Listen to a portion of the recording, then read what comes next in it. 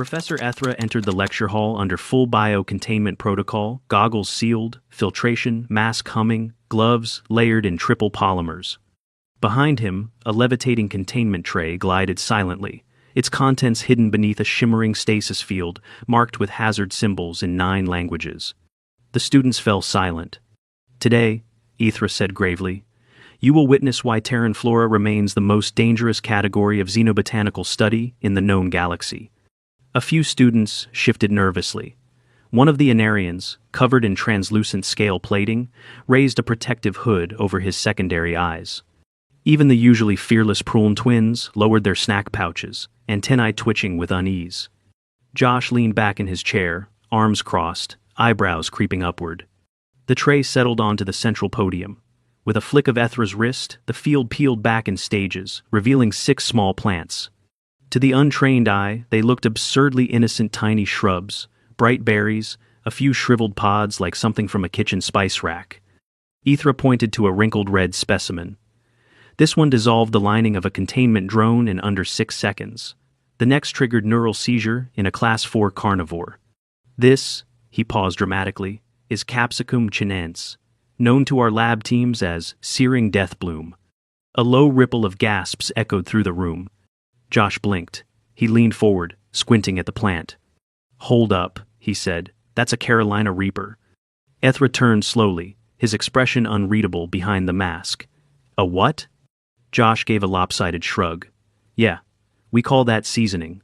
You could have dropped a gravbot from the ceiling, and it wouldn't have made a sound louder than the silence that followed."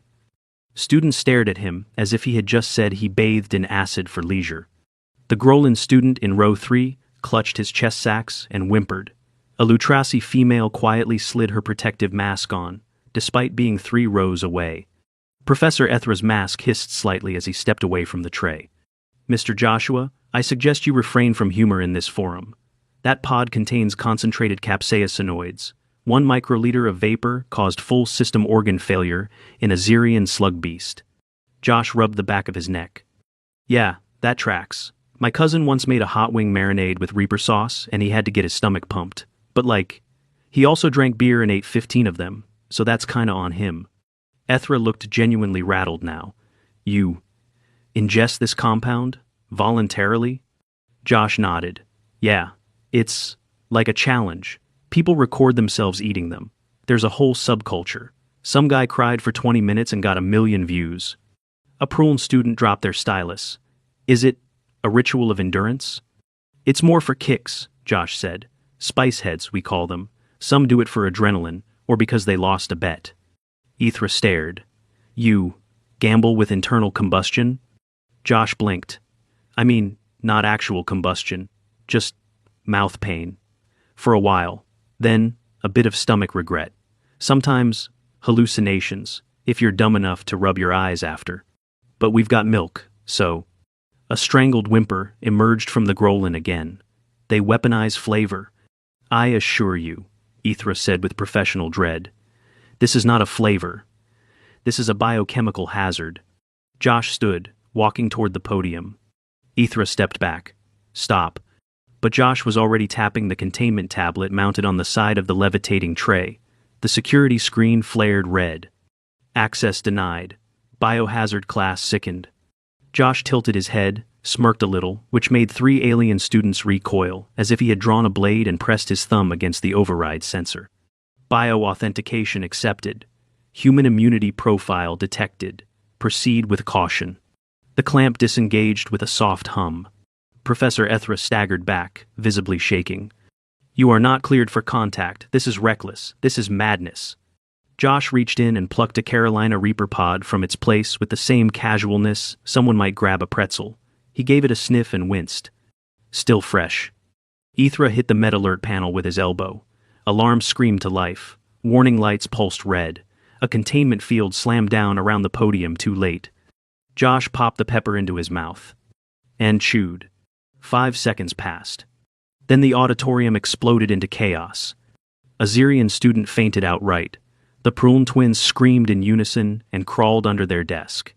One of the Anarians began praying to a gelatinous deity. Josh, meanwhile, had gone an alarming shade of red. His eyes watered instantly. His breath hitched. "Oh, wow," he gasped. "Yeah, that's got heat." He hiccuped. Then again. He bent slightly at the waist. His breathing turned shallow. Sweat beaded on his forehead. His pupils dilated like he'd been dropped into Arctic water. His mouth hung open in visible agony. Do you guys have yogurt? Milk? Anything?" Ethra didn't respond. He was attempting to call in orbital support. The med team arrived 90 seconds later. 4 armored responders burst into the room, dragging emergency hydration tanks, a stretcher, and a portable isolation tent. 2 students were crying. One was quietly vomiting into their notebook. Josh was now sitting on the floor, wheezing. His lips were visibly blistering. His hands trembled. "Okay, I admit it. That one hit harder than I remember." The lead medic scanned him. Core temp rising, blood pressure critical, heart rate 186 and climbing. "Is he dying?" a student cried. "He's metabolizing," the medic said grimly. "Badly." "Sir," said another, "he's going into tachycardia. We need to flush the capsaicin."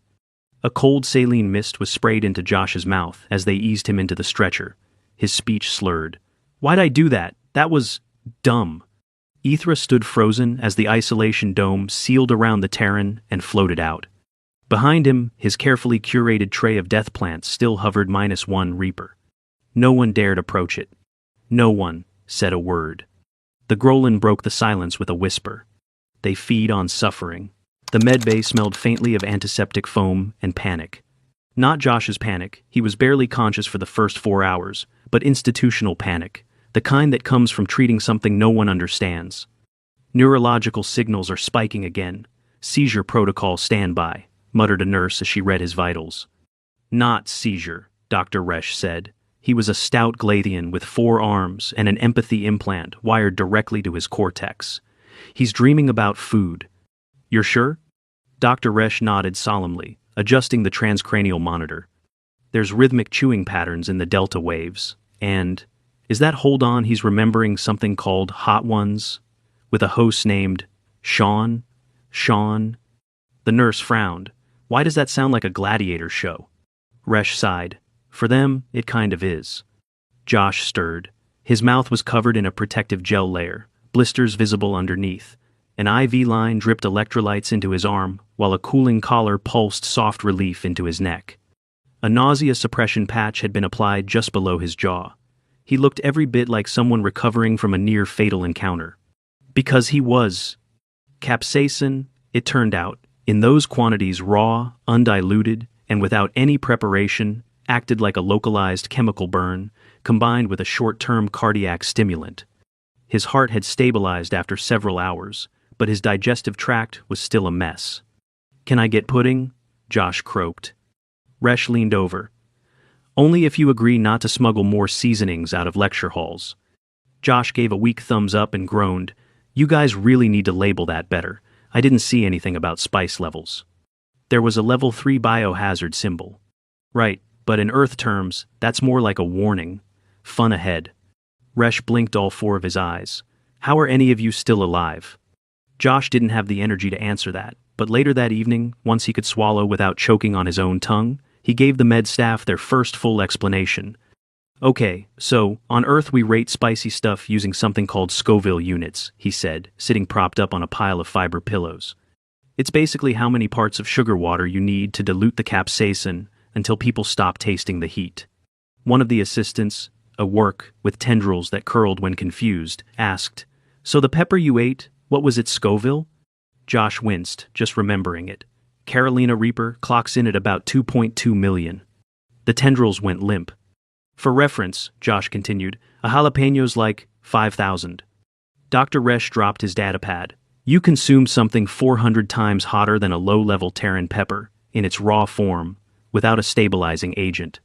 Josh gave him a thumbs up again, this time with a touch of sarcastic pride. "Spice head since high school. I trained on ghost pepper, jerky, and dares from my cousins. And we used to have a club where we tried to outdo each other with hot sauces. My friend Tyler once cried for an hour after trying something called Satan's Elbow. I tapped out at Hell Extract #9. Resch just stared. "That's not culinary behavior, that's masochism." "I mean," Josh admitted, "sometimes you just want to feel something on a Tuesday." Word of his recovery and the medical reports spread fast. By the next morning, Josh's room had become something of a pilgrimage site. An Orith student knocked gently on the doorframe. "Is it true you burned your tongue on purpose?" Josh, sipping from a hydration pack, gave a half smile. "Wasn't trying to burn it. That just sort of happens." The student bowed solemnly and left behind a gift, a drawing of a Terran surrounded by flames, wrestling a pepper shaped like a dragon. Someone else brought a small sculpture of a pepper placed inside a shrine arch. "Is this a shrine?" Josh asked. The prune standing nearby nodded reverently. "We call it the Forge of Taste." By day 3, he was mostly upright again, though still on a restricted diet. The medical team insisted on soft food, neutral pH, and minimal spice. Even a whiff of pickled kimchi from the cultural cafeteria wing gave him a moment of heartburn. Professor Ethra, against his better judgment, arrived that afternoon. He stood just inside the doorway, arms folded behind his back, wearing his usual lecture robes minus the containment gear. Josh looked up from his nutrient pudding. Well, if it isn't the Doom Gardener himself. Ethra ignored the jab. "You realize you endangered everyone in that hall." "Yeah, not my best moment," Josh admitted. "Wasn't trying to prove anything. I just didn't think you guys would freak out over a chili." "You bypassed a level 3 safety protocol." "I used the override, bio-authenticated, the tablet, let me." "That override was only installed for human-specific lab staff working with Flora for research, not for gastronomic heroism." Josh winced. "Fair, but also?" "You really should cross-reference your threat lists with cultural use cases. Not everything that hurts is lethal. Sometimes it's just Tuesday." Ethra paced, his expression tight. "We lost a drone. We had a technician develop acute lung scarring after opening a dried ghost pepper sample without breathing gear. Your biology is more heat-resistant than most species. You metabolize capsaicin as pain, not as chemical assault." Josh shrugged. "We evolved on a death planet. Everything's trying to kill us, and we kind of leaned into it. Some of us started putting it on nachos." Ethra pinched the bridge of his nose. "You're telling me this entire category of weaponized flora is cuisine?" "In moderation. You don't see me putting a Reaper on toast every morning. That was a bad idea, even by dumb human standards." Ethra looked down at him. "And yet you did it." Josh gave a sheepish smile. "Yeah, that one's on me." The professor studied him a moment longer, then turned to leave. Just before stepping out, he added, "I'm revising my lecture series.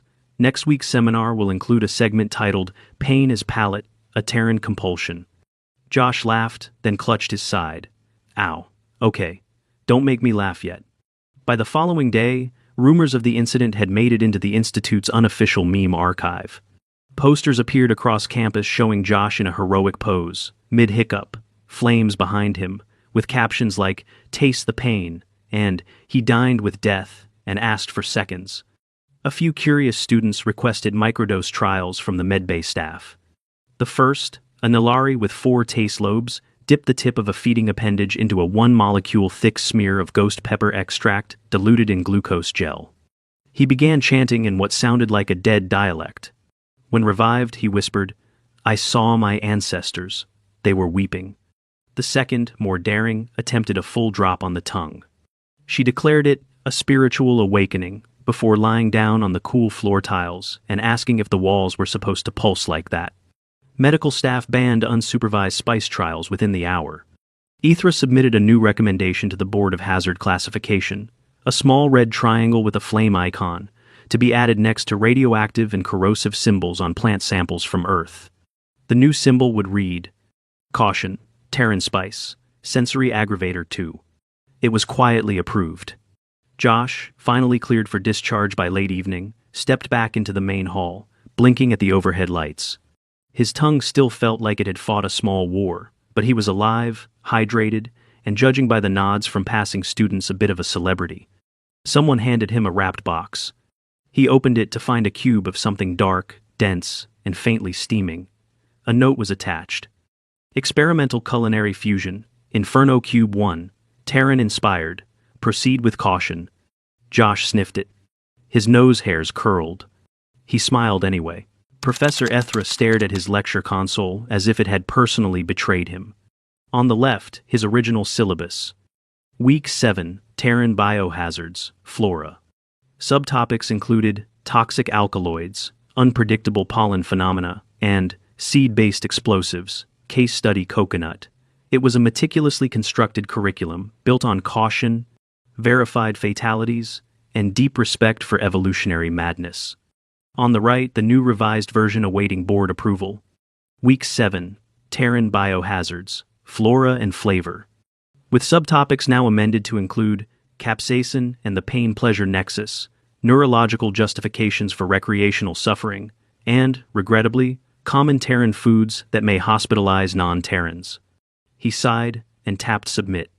Across campus, the aftermath of the Reaper incident, as it was now widely known, had begun to settle into institutional lore. The meme wall had expanded to include student-drawn renditions of chili peppers wielding weapons, one with a caption that read, Capsicum chinense, the only plant that fights back. Meanwhile, Ithra found himself fielding questions he had never anticipated in all his decades of xenobotanical instruction. At the end of a Monday seminar, a Rithari student raised a tentacle. Professor, is it true that some Terrans selectively breed peppers to increase their lethality? Ithra paused, exhausted. It is more complicated than that. But yes, they intentionally escalate the biochemical aggression. Another student interjected. And then consume them socially? Apparently with great enthusiasm, Ithra said, often while being recorded. The Rithari frowned. Why? Ithra didn't have a good answer. Over in the Behavioral Bio-Culinary Research Wing, established just 5 years prior to explore edible materials across species, there was now an entire corner reallocated to what had been hastily labeled the Terran Spice Dossier. Dr. Verm, a cultural ingestion analyst, leaned over a containment bench, staring at a drop of hot sauce suspended in a gel bubble. It was labeled Blazin' Regret, Batch #2. He turned to Josh, who sat nearby, still recovering but now cleared to roam. I've tried parsing the logic behind it, Verm said. The agony-to-reward ratio defies known pleasure-response mechanisms. Josh rubbed his jaw. I mean, yeah, it hurts. But it's not just the pain, it's the thrill, the endorphins, the accomplishment. Spice challenges are a rite of passage. And it's weirdly communal. You suffer together, you bond. Dr. Verm jotted something in his notes. So communal trauma, but edible. Kind of. The analyst made a long, slow whistle through his spiracles. Your species might need counseling. We probably do, Josh said, sipping carefully from a chilled nutrient shake. But you're missing the other side of it. Some folks just really like the taste. There's depth and heat, you know? It's not just fire, it's flavor complexity, like fermented chilies, or smoky notes in habanero blends. That led to a 20-minute digression on salsas, curries, and global pepper diversity. By the end of it, Dr. Verm looked overwhelmed. This is not a culinary tradition. This is biological brinkmanship. Back in the dorms, Josh's notoriety had reached a point where other exchange students were now cautiously attempting their own versions of the challenge.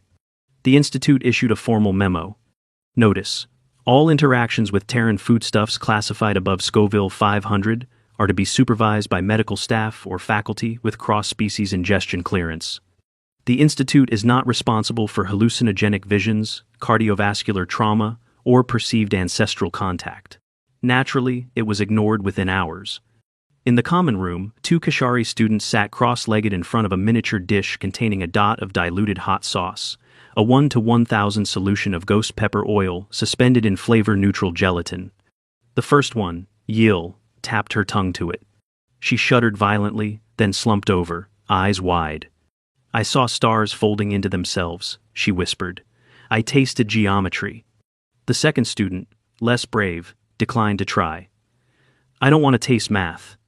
Josh, watching from across the room, gave them a thumbs up of solidarity. Respect. Microdosing's the way to go. Meanwhile, Ithra began receiving messages from colleagues across the Galactic Institute network. One from Professor Hredak of the Neurochemical Sensory Department read, Is it true you allowed a human to ingest a Class 3 biohazard during lecture? Ithra's reply was terse. Allowed is a strong word. Another came from archivist Nell. We've had to create a new hazard icon, red triangle, flame. Caption reads, Spicy to Terrans, fatal to others. Congratulations. Ithra simply sighed and stared out the window. In his office, the containment tray from the ill-fated lecture now rested under double stasis. 5 specimens remained. One empty slot glared back at him like an accusation. He tapped his desk console and brought up a new lecture module. Terran neurogastrobiology, adaptation or addiction. Part of him wanted to label it satire, but the board had already issued approval for a special topic series. 3 days later, the lecture hall was packed. Students from unrelated departments filled the seats. Even non-biological majors were present. Word had spread. The event was titled Terran Pain Consumption, an exploration into culinary suffering. Josh, seated on the stage not as a patient this time, but as a guest speaker, wore a black t-shirt with a chili pepper insignia and the phrase "I survived" searing death bloom. Ithra opened the session, speaking through gritted teeth. Today, our human guest will explain why substances that cause blistering, cardiac stress, and digestive hemorrhaging are considered snacks. Josh took the podium. Okay, so first of all, not all of us are this crazy, but enough of us are that this counts as a global phenomenon. He pulled up images on the holo display clips from Earth of hot wing contests, the Death Chip Challenge, and a grandmother casually cooking with Scotch bonnets. The students gasped, murmured, and in one case, shrieked. A Grolin in the back raised his arm. So you choose to suffer together, for bonding? Yeah, exactly. It's like shared trauma, but tasty, kind of. Another asked, do the winners receive anything? Mostly pride, and stomach cramps, sometimes a t-shirt. Ethra rubbed his temples. Josh finished with a photo of a small Earth family, father, mother, and child, all grinning over a backyard grill. On the table were rows of sauces, each labeled with heat levels from mild to pure evil. They look happy, one student said. Josh smiled. They probably are. That's Sunday afternoon for us. After the session, students lingered. Some asked for recipes. A few requested a guided tasting, supervised, of course. Ethra made a note to coordinate with the med bay. By the week's end, the Institute issued new training for staff in response to emerging Terran ingestion risk culture. Josh was back to regular food, but avoided anything spicy for now. His taste buds hadn't quite forgiven him. As he walked into the cafeteria, he noticed a new addition to the display above the food dispensers. Spice level, Terran compliant, consume at own risk. Next to it, a red triangle with a flame. He smiled and grabbed a tray. Behind the counter, the newly curious kitchen staff had prepared something just for him, an Inferno Cube 2, this time balanced with yogurt and herbs from the Andrellan Moon Gardens. It steamed gently. He took a bite. He didn't cry. Much. By mid-cycle, Josh couldn't walk 10 meters without someone stopping him. Is it true you once drank pure capsaicin concentrate? No. That would actually kill me. Did you hallucinate the ghost of your ancestors? Nope. Just had heartburn and regrets. Would you autograph my heat-proof spoon? That one, he did. The cafeteria had converted one corner into a Terran tolerance test bar, supervised by a rotating med assistant and ringed with posters warning, "Do not attempt without clearance." Each dish came with a 5-tier spice scale. Students lined up daily, drawn by the thrill, the mystery, and the ever-present possibility of a mild medical emergency. Josh, now unofficially dubbed the Pepper Prophet by half the campus, had been pulled into everything from panel discussions to taste tests. One department asked him to consult on a cross-species culinary diplomacy initiative. Another wanted to know if Earth-based spice could be used in non-lethal defense tech. He turned that one down. No one should be maced by a burrito. Meanwhile, Professor Ethra sat in his office, nursing what might have been the first documented academic migraine caused by salsa. His lecture revisions were complete, his field notes updated, his pride battered but recovering. Most of all, he was tired of surprise. That changed when he received a discreet alert one morning. Subject: Unscheduled greenhouse activity. Section 8D, Restricted Flora. He blinked.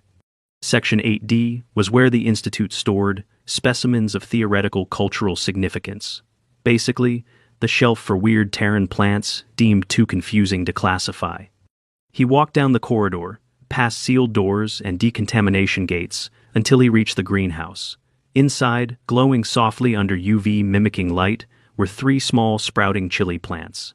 Someone had planted more. His badge got him through the access lock. The air smelled faintly of damp soil and optimism. A datapad sat on the workstation. It was Josh's. Ethra scrolled through the notes. Attempting cultivation of milder chili variants to share with other species. Goal: introduce heat in tolerable doses. Working title: flavor without fire. Too much. Note to self: do not use habanero again. Rest in peace. Tasting volunteer. There was a photo attached, an alien student curled in a blanket, staring into space, captioned, "He said he saw the universe open like a fruit." Ethra sat down, baffled all over again. Josh appeared a few minutes later, wearing gardening gloves and a hopeful look. "Professor." "Student Joshua." They stared at the plants for a moment. Josh picked up a small watering sprayer and tended to the soil gently. "I figured," he said, "maybe we could work on something less terrifying. A bridge, not a dare. Something that tastes good without causing emotional collapse." Ethra tilted his head. "A noble instinct. But you understand, these plants are still potentially hazardous. Not if we control the hybrids, crossbreed them with low Scoville variants, monitor capsaicin levels. I even got clearance from the Behavioral Culinary Board." Ethra took a long breath. "And your goal?" Josh looked at the tiny peppers beginning to form. "To share flavor, real flavor. The stuff we grew up on, just safe. Sort of. Safer. Terrans eat for connection. It's not just fuel. It's emotion, family, ritual, culture. Maybe if we do it right, it won't just be a story about how weird we are. Maybe we can show them why we do it." Ethra studied him for a long time. Then, finally, he nodded. "Very well, but I oversee all trials, and no open consumption within 10 meters of a non-Terran without clearance. Deal." That afternoon, a new sign appeared above the test garden. Joint Project. Capsicum Integration Initiative. Terran-affiliated botanical outreach. The first open tasting event happened 1 week later. The dish was mild, a simple stew, Earth-style, using a newly bred pepper variant named Harmony Red. It was rich, warm, and contained just enough capsaicin to register barely a whisper of heat. For most of the alien attendees, it was still the spiciest thing they'd ever eaten.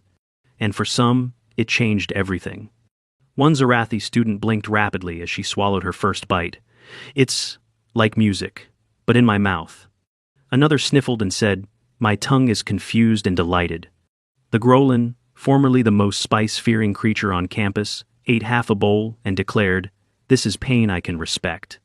By the end of the week, 3 alien culinary clubs had formed, 2 for slow integration, 1 for advanced experimentation. The third group promptly hospitalized a member with a raw slice of jalapeno and was put on a 2-week suspension. Josh became a mentor figure not for eating absurdly spicy things, but for showing restraint. He taught them how to start with sweet peppers, how to use dairy-based extinguishers, and how to recognize the never again face. It wasn't fame anymore. It was something better. And for Ethra, it brought clarity. He added a final section to his Terran Flora lecture series. Module 7.4, Culinary Biohazards and the Intersection of Culture and Chemistry. Not all pain is injury. In rare cases, it is ritual, bonding, and flavor. Terrans do not fear heat. They curate it, respect it, and occasionally suffer for it, enthusiastically.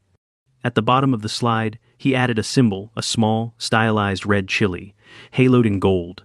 He closed his lecture notes and stood to leave. On his door was a hand-drawn flyer.